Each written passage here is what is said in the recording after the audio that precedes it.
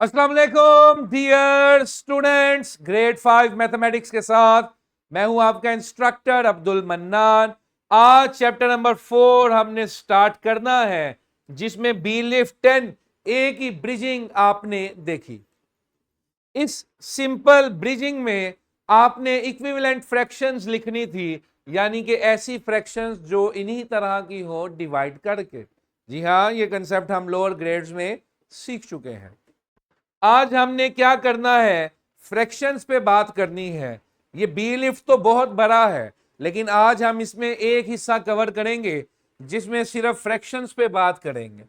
इसमें फ्रैक्शंस की टाइप भी देखेंगे और फ्रैक्शंस के कंसेप्ट को भी रिवाइज करेंगे। तो फ्रैक्शन की डेफिनेशन जो बचपन में आपने सीखी थी कि अगर किसी एक चीज के, यानी कि you take whole of a something and divide it into equal parts, then each equal part is called a fraction. जिस तरह आप इंग्लिश में यूज करते हैं लफ्ज फ्रैक्शन ऑफ दिस, यानी कि इसका हिस्सा। तो एक मुकम्मल ऑब्जेक्ट के अगर कुछ बराबर हिस्से किए जाएं तो एक इक्वल पार्ट जो है वो फ्रैक्शन कहलाएगा। जैसे इस ट्राइंगल के दो बराबर हिस्से किए तो ये क्या बन गया, 1/2। Got it? यानी कि दो में से एक हिस्सा जो मैंने शेड किया। इसी तरह 4 में से एक तो 1/4 और 4 में से दो तो 1/4, 2 यानी कि 2/4, 2/4 या 1/2। आगे भी इस पे हम डिस्कशन करेंगे। इसी तरह 4 में से 3 हिस्से तो 3/4 या 3/4। Got it? तो फ्रैक्शन में जो टाइप्स हमारे सामने आएंगी, जो टर्म्स हमारे सामने आएंगी, वो टर्म्स हम समझ लें। Number 1 is mixed fraction. Mixed fraction हम कहते हैं कि ऐसी फ्रैक्शन जिसमें फ्रैक्शन के साथ एक होल नंबर भी अटैच हो, यानी कि whole number plus fraction is called mix fraction. क्या मतलब? मतलब ये है कि आपके पास एक पूरा पिज्जा था और साथ ही एक हाफ पिज्जा था, तो 1 होल यानी कि एक मुकम्मल पिज्जा और एक आधा पिज्जा, तो इसे हम क्या लिखेंगे, 1 इंटू 1/2, या उर्दू में इसे हम पढ़ते हैं 1 सही 1/2, 1 इंटू 1/2, जिसमें 1 इसका होल है, मुकम्मल है, और साथ उसका आधा है। जिस तरह डेढ़, अक्सर आपने कभी देखा हो कारपेंटर को, वेल्डिंग का काम करने वाले को, या किसी मजदूर मिस्त्री को, तो वो डेढ़ ऐसे ही तो लिखते हैं, एक और आधा डेढ़। Got it? इसी तरह दो और आधा क्या बन जाएगा, 2 इंटू 1/2। Got it? ठीक है जी। तो ये है मिक्स फ्रैक्शंस। नेक्स्ट कंसेप्ट है हमारा इक्विवेलेंट फ्रैक्शंस। ऐसी फ्रैक्शंस जिनकी बज़ाहिर शक्ल मुख्तलिफ हो लेकिन मतलब उसका वही हो, कीमत उनकी सिंप्लीफाई करके या अंडरस्टैंडिंग में वो सेम हो। Got it? फॉर एग्जाम्पल इस तस्वीर को देखें। एक सर्कल के दो हिस्से किए, दो में से एक 1/2।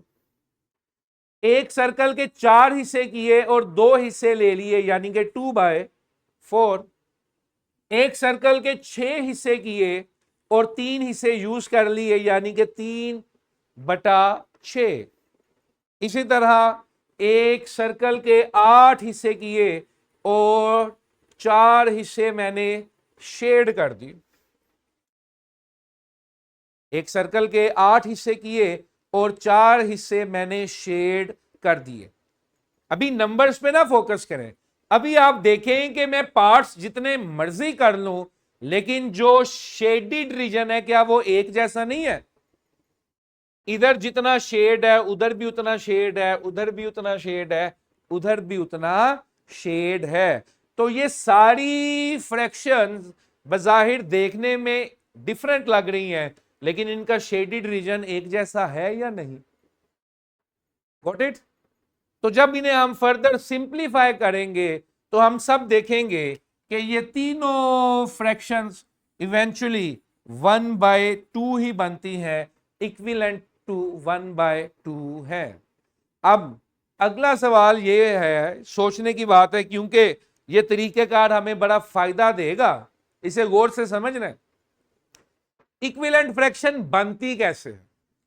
अगर आप किसी भी फ्रैक्शन के न्यूमरेटर और डिनोमिनेटर को, ऊपर वाले नंबर को और नीचे वाले नंबर को, अगर किसी सेम नंबर से मल्टीप्लाई या डिवाइड कर दो, मल्टीप्लाई या डिवाइड कर दो, तो इक्विवेलेंट फ्रैक्शन आ जाती है। फॉर एग्जांपल,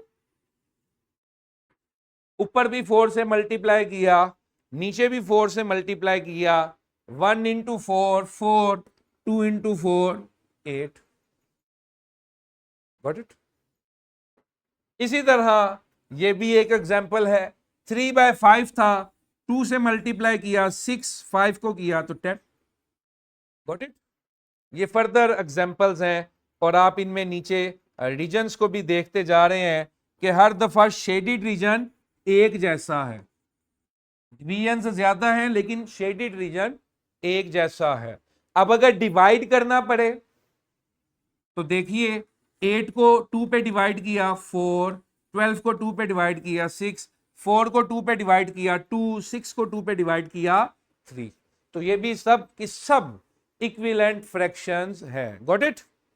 मजीद प्रैक्टिस के लिए आपने फॉर्मेटिव चेक करना है, क्लास वर्क और होमवर्क भी जरूर देखिएगा। इसी के साथ इजाजत दीजिए, बहुत शुक्रिया।